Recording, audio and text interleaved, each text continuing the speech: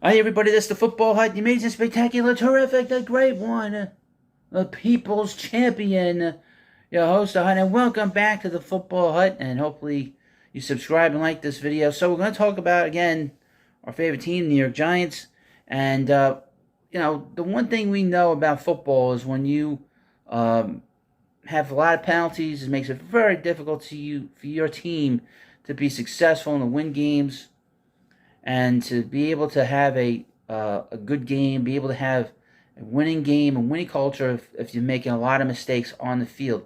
Either it be offsides or a holding or any kind of like penalty, that can really disrupt your team and also disrupts the flow of, whatever you're trying to do, either on the offensive side or on the defensive side. So according to GiantsWire.USA.com, and it's more than just according to, headline: Giants led NFL in roughing the passer penalties in 2022.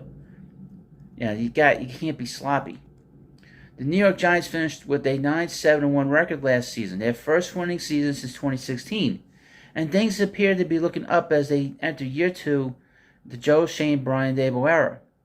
Much of that has to do with the structure and discipline the new coaching staff has brought to East Rutherford.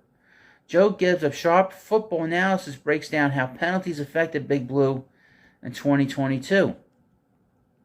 The good was how the offense didn't shoot itself in the foot, ranking 31st in holding penalties and 22nd in false starts. In years past, the Giants were a mess penalty-wise, which destroyed drive after drive, leading to loss after loss. You can credit Daboll and offensive line coach Bobby Johnson for shaking up this unit, which should continue to improve. The bad, unfortunately, was on defense, where coordinator Wink Martindale's philosophy, having guys flying around in his blitz-heavy scheme, led to some discipline issues. Very important to be disciplined. You can't make mistakes.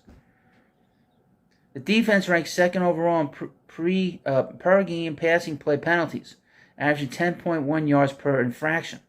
The Giants' 22 averages in this category were very similar to the Ravens in 20 and 21. The common denominator here is Wink Martindale, who was the defensive coordinator for those teams. These penalties may simply be a part of his defensive approach. Whatever the reason, there's a lot of penalties to concede. The Giants were above average, being penalized for defensive holding and illegal contact penalties. Roughing the pass is another category in the passing penalty metric.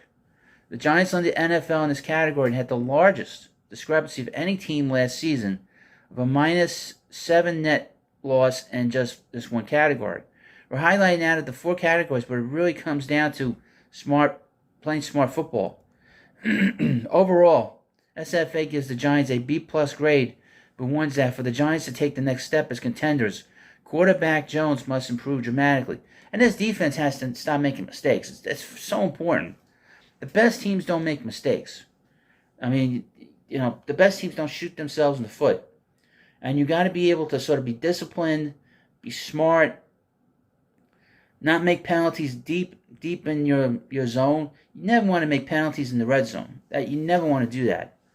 If you're the defense and you make a penalty in the red zone on third down, and the offense doesn't have anywhere to go, and you're roughing the passer or you're holding a receiver, you're gonna be you're gonna lose downs. You're gonna lose yardage, and you're gonna lose points, and you're gonna lose the game. Now, you can't do that if you want to be a winning team. That is very important. That's got to be the next thing for this Giants team to accomplish. They played really well last year. They got off to a very good start. They have to do a better job, especially on the road. You cannot make mistakes on the road.